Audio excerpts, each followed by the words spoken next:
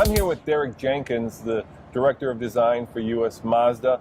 And of course, you've got a lot of weight riding on your shoulder. You just designed, actually you and the team just designed the brand new Mazda MX-5 Miata.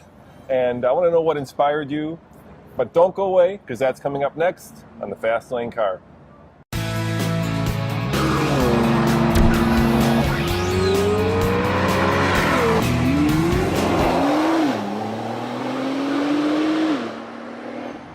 All right, Derek, so let's chat.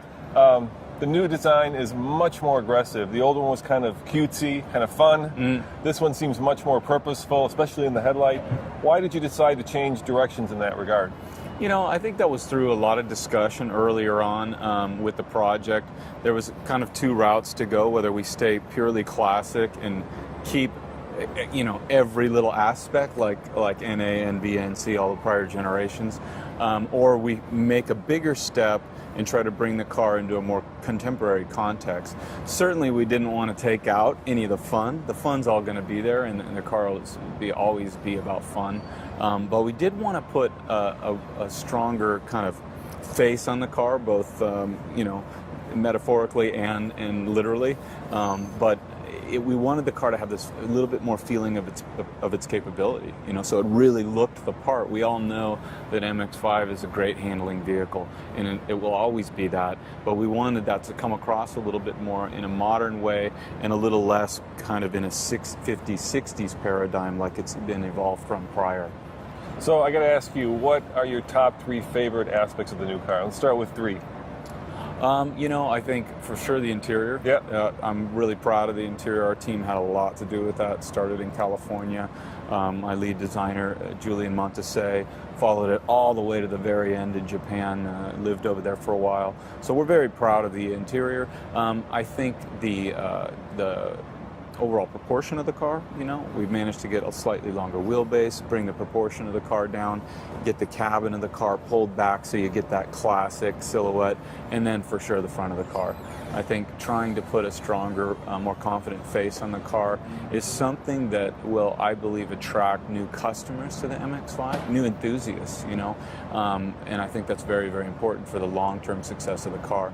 Now, I was just talking to Bob Hall, and he was telling me about how the first generation was designed, and it seemed like that was kind of a moonshot. Absolutely. But you guys had a lot riding on your shoulders, right? This is a car that has a lot of pedigree, a lot of provenance. Yep. So there are people who have definite ideas, definite feelings. The company, of course, has the DNA of the brand in that car. So tell me about that. Was there a lot of pressure when you went down this, or was this a great opportunity for you? No, it's a tremendous pressure. I mean, there's a lot riding on it. It's our halo product, you know, and it very much is a core symbol of the DNA of any Mazda. So we take it very, very serious. But at the same time, as a designer, you're trying to understand and respect the heritage that comes with something like this. And then you also have this natural, innate desire to change stuff, you know. And so you're always trying to balance that out. And I think that also looking at how even other automakers with their icons, you know, the few companies that can luckily have that have carefully evolved. But every so often you have to take a bigger step, and that's what we've done here. Now, I was reading our comments when we published a video that showed you unveiling the car, and one of the comments was, and I want to see what you think of this, it was BRZ plus F-Type equals MX-5. What's your take on that? You know, the headlights are BRZ, right? The taillights, there's a little bit of F-Type in it.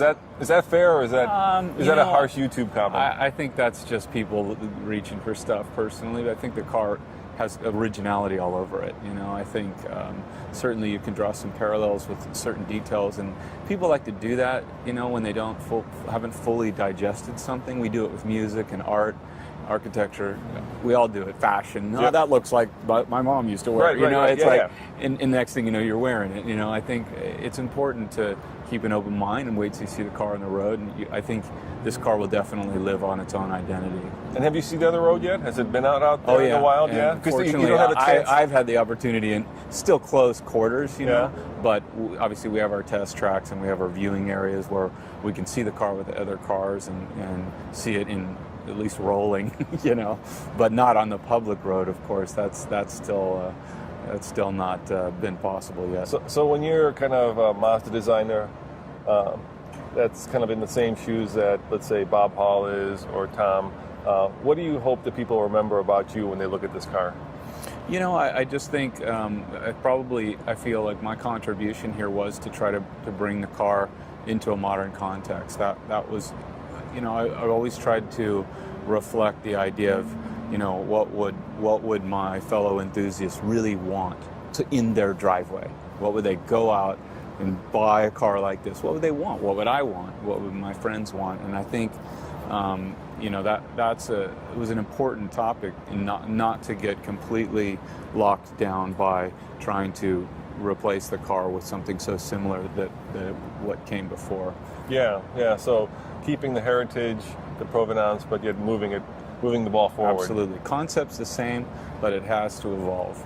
And is it hard designing a car that's so popular around the whole world, because people have different tastes, right? North American tastes are different than Asian taste and European taste. How do you walk that line? Yeah, huge challenge. Yeah.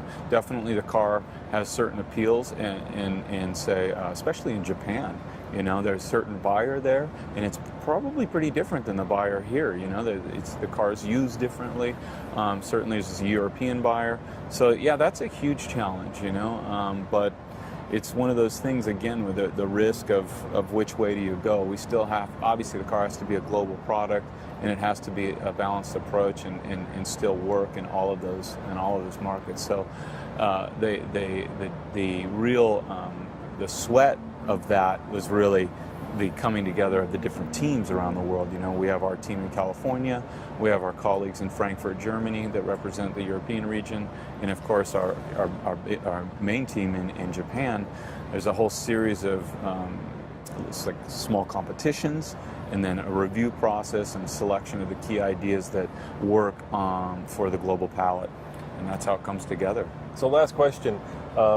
I have a son who's 17 years old, you know, and when this car was first introduced over 25 years ago, right, it was kind of a remake of the British Roadster, right. Lotus Elan, right? Right. But the next generation, or the current generation, doesn't have a clue, right? These That's people right. did not grow up with the Elan, they did not grow up with any of the old British cars. Yeah. So this to them represents the modern Roadster. Yeah. Were you thinking about that when you designed it? Was this something that was kind of in the back of your mind? And so how did it affect your design of the car? Yeah, actually, we quite often use that exact same scenario, because the first car was born out of nostalgia for the 60s, right? By the boomer generation, if you will. And so when that generation grew to a point where they could afford a second or a third sports car, the MX-5 comes along, and it's perfect. Even someone like myself, where I'm more of an 80s person, I was fascinated by Lamborghini Countach and Lotus Esprits and Porsche Turbos and RX-7s and, you know, these great cars.